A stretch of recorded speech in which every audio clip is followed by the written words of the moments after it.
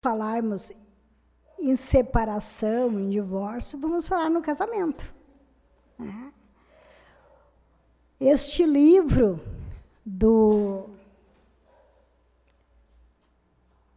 deixa eu pegar aqui para mostrar, do Martins Peralva. Às vezes a gente olha assim o título, né? Estudando a mediunidade. O que tem a ver, né?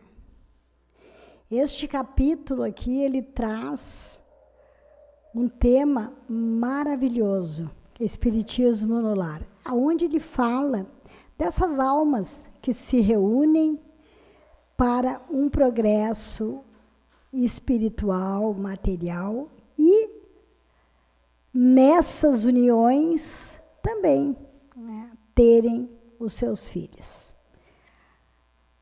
Diz ele que a maioria dos casamentos terrestres, daqueles seres que se unem para a formação da família, a maioria desses casamentos são acidentais, onde aquelas pessoas se encontram, vêm de lugares diferentes, se aproximam, e daí surge esse enlace acidental, sem qualquer ascendente espiritual. E que muitas vezes esse tipo de casamento não é duradouro. Muitas vezes nós vamos nos comprometendo com aqueles que estão conosco. O segundo casamento, segundo momento em que se reúne, são os provacionais. Sem que duas almas se reencontrem em processo de reajuste, necessário ao crescimento espiritual, esses são os mais frequentes. Né? Porque nós nos conhecemos, vamos morar juntos, casamos, passamos pelas provas necessárias que aquele casal, que aqueles filhos, que aqueles que se reencontram conosco, que fazem parte da família, têm a necessidade das provas. E a maioria dos tipos de casamentos que existe. Quando nós somos jovens, muitas vezes nós não valorizamos as coisas. Achamos que uma união se faz apenas para satisfazer a parte fisiológica, emocional, mas não.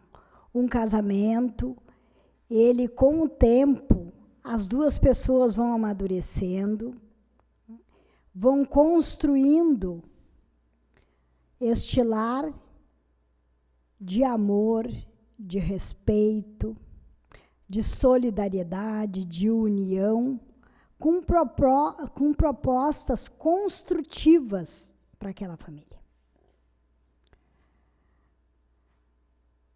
Então, é muito importante que exista esse período onde possam estar se conhecendo.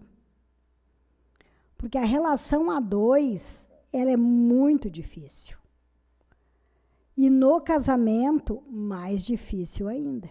Se é difícil numa empresa, num grupo de estudo, na sociedade, imagina no casamento, onde duas pessoas educadas, com valores diferenciados, se encontram, se enamoram e vão morar juntos. Hábitos diferentes, todos os tipos, alimentares, todos, vão dividir tudo. Porque daí não é só mais o meu, é o nosso. Então, precisa ter muita compreensão para que este casamento, que é provacional, ele possa se tornar um casamento de onde aqueles que vão sair dali possam ter cumprido com as suas etapas de provas, de dificuldades, né? Porque tudo que é prova é difícil. Né? Se não fosse, nós não nos preocuparíamos.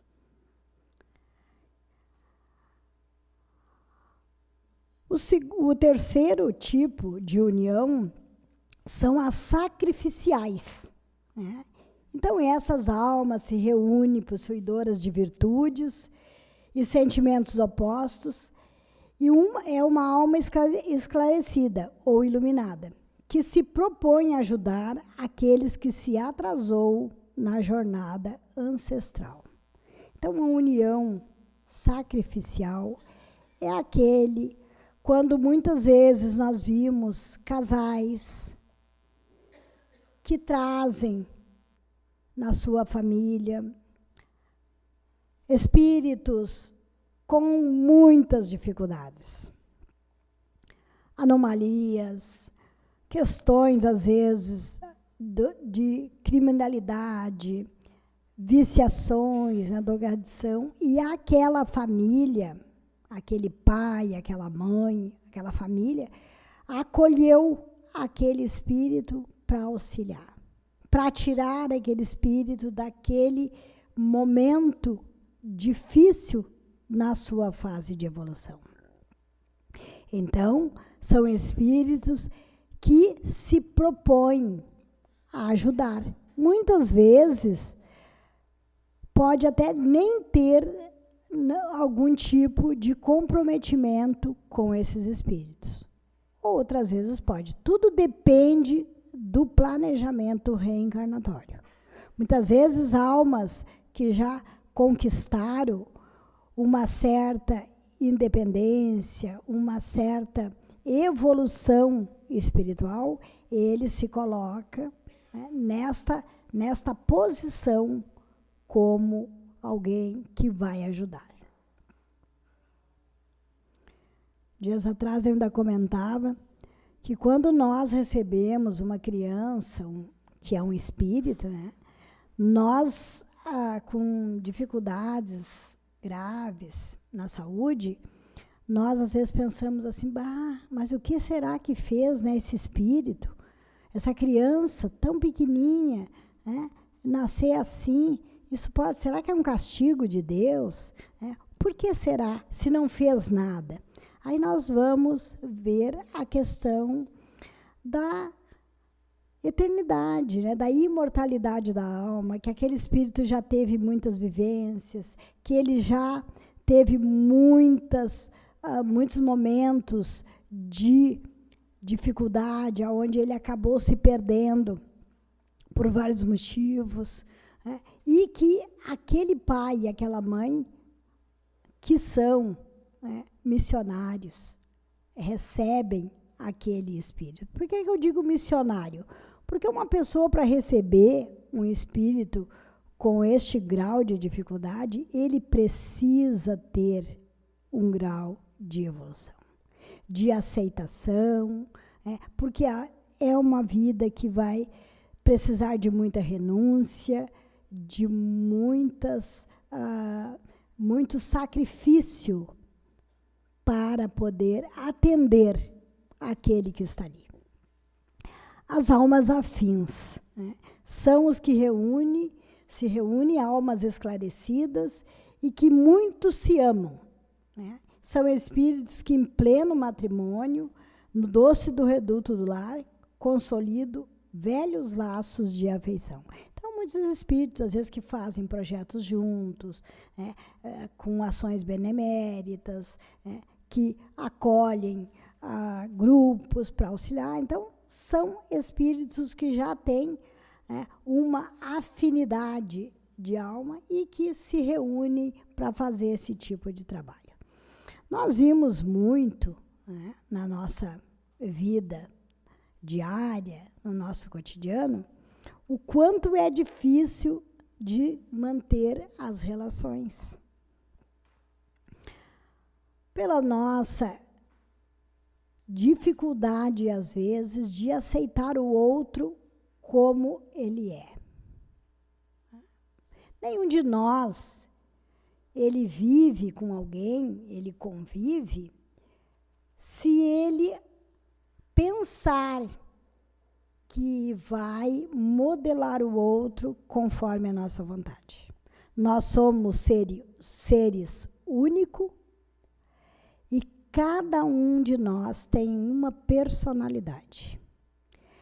Para que nós possamos modificar algo que não está bom em nós e que isto incomoda o meu parceiro, a minha parceira, eu preciso ter essa consciência. Eu preciso. Não é o outro me dizer.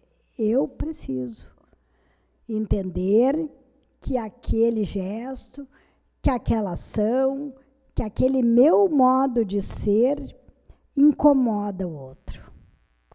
Neste momento, eu vou começar a fazer a minha mudança, a minha reforma. Mas antes disso, não. Então, nós nunca devemos nos unir a alguém achando, não, quando casar muda. Quando nós formos morar junto, muda. Não. Muitas vezes as dificuldades continuam e com mais agravantes. Por exemplo, tem pessoas, por exemplo, que já estão anos casados, se completam. Por quê? Porque esses casamentos, essas uniões, elas vão fazendo as suas construções. Nenhum de nós que vive há bastante anos junto, aqui na casa nós temos uns que são pioneiros, né? A Lara, e eu também já vou fazer 47 anos de casada.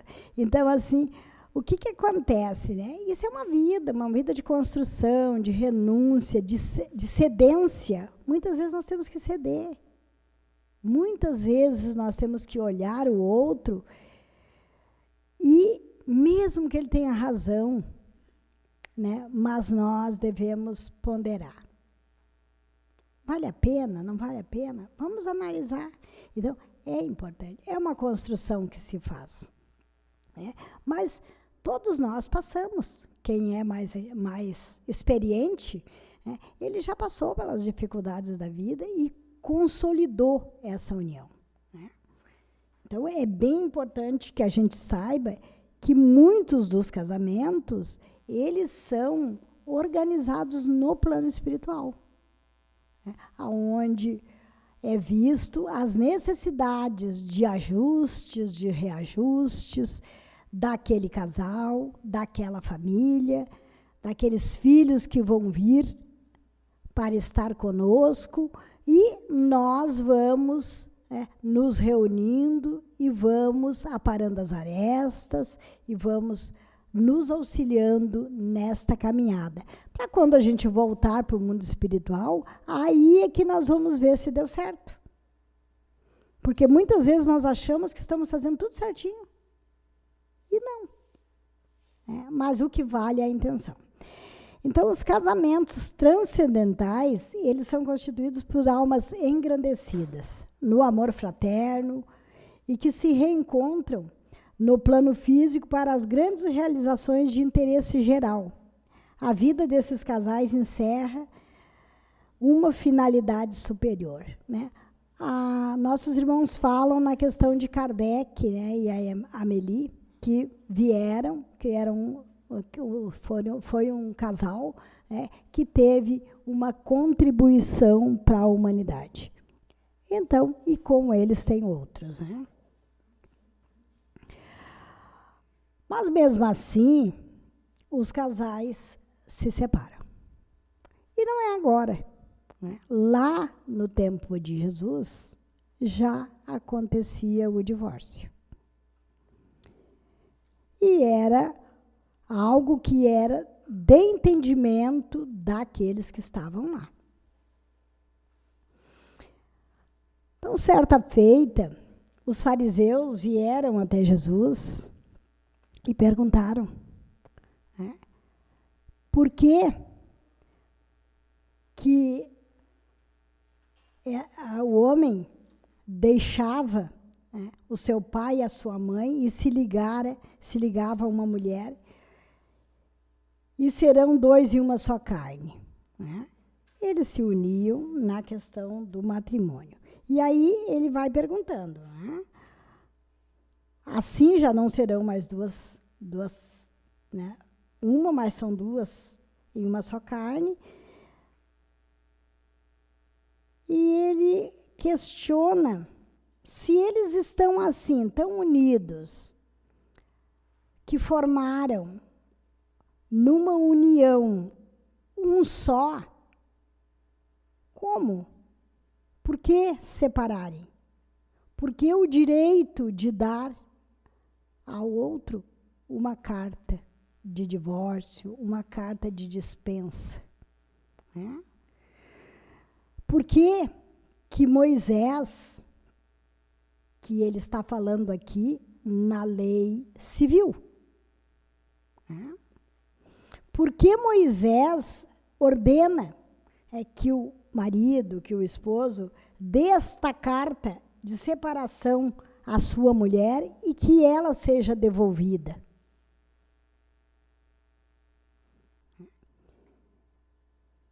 E Jesus responde: foi por causa da dureza dos vossos corações. Antes não era assim. Então, quando nós nos tornamos pessoas de coração duro, nós não avaliamos o que pode acontecer com aquele gesto, com aquela minha atitude que eu tomo no momento. Porque naquela época era muito comum o marido, não gostou da comida da esposa, dava carta de divórcio. Ele arrumou uma mulher mais nova, dava carta de divórcio. Então a outra corrente dizia não, somente em caso de adultério. E aí nós pensamos, ela adultera sozinha? A mulher adultera sozinha? Não. Então, é pela dureza do coração, é pelo egoísmo, é por se achar mais importante, com mais poderes do que o outro, que fizemos as coisas equivocadas. A única separação que não existe entre essas uniões é a lei do amor. Quando o casal, quando aqueles dois seres se amam, ele segue a sua caminhada com as dificuldades, se amando, sim. A paixão, ela acaba. Aquelas necessidades das buscas da sensualidade, da conquista pela beleza, pelos bens materiais. À medida que a pessoa vai amadurecendo, ela vai deixando de lado tudo isso.